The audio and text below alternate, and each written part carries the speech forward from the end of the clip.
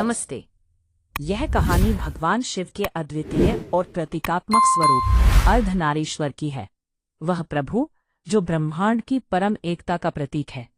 यह कहानी केवल दो देवताओं की नहीं, बल्कि एक शाश्वत सत्य की है कि पूरा ब्रह्मांड दो पूरक शक्तियों का निरंतर खेल है, जो अंत में एक ही है। सृष्टि के आरंभ में ब्रह्मा, जो सृष्टिकर्ता है, को ब्रह्मांड को आबाद करने का कार्य सौंपा गया। उन्होंने जीवों का निर्माण शुरू किया, लेकिन जल्द ही उन्हें एहसास हुआ कि उनकी रचनाएं स्थिर और संतुलित जीवन बनाने में असमर्थ थीं। उन जीवों में विविधता की कमी थी और निर्माण अधूरा था। निराश होकर ब्रह्मा ने भगवान शिव से मार्गदर्शन प्राप्त करने के लिए तपस्या और ध्यान करने का निर्णय लिया। उनकी तपस्या के फलस्वरूप महान भगवान शिव प्रकट हुए। जब वह प्रकट हुए तो उनकी उपस्थिति से चारों ओर एक दिव्य ऊर्जा फैल गई। उन्होंने अपने प्रिय संगिनी आदिशक्ति मां के साथ विलीन होकर अर्धनारीश्वर का रूप धारण किया। यह एक अद्भुत दृश्य था जो ब्रह्मा के मन में आश्चर्य और विस्मय का संचार कर गया। भगवान शिव का दाहिना आधा भाग बाघ की खाल पहने हुए श्मशान की सफेद राख से सजा हुआ था, जबकि उनके सिर पर सर्प वासुकी और सेलेस्टियल गंगा की लहरें थीं। उनके हाथ में त्रिशूल था, जो शुद्ध चेतना का प्रतीक था।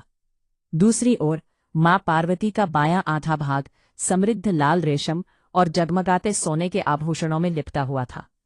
उनकी खूबसूरती अद्वितीय थी और उनके हाथ में एक सुगंधित कमल था, प्रकट स्वरूप ऊर्जा, क्रिया और रचनात्मक शक्ति का प्रतीक। दोनों आधे, शिव और पार्वती, एक दूसरे से जुड़े हुए थे, एक अद्वितीय संतुलन का प्रतीक।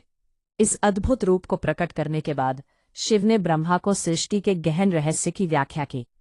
उन्होंने कहा, विपरीत शक्तियों के मिलन के बिना सृजन असंभव है।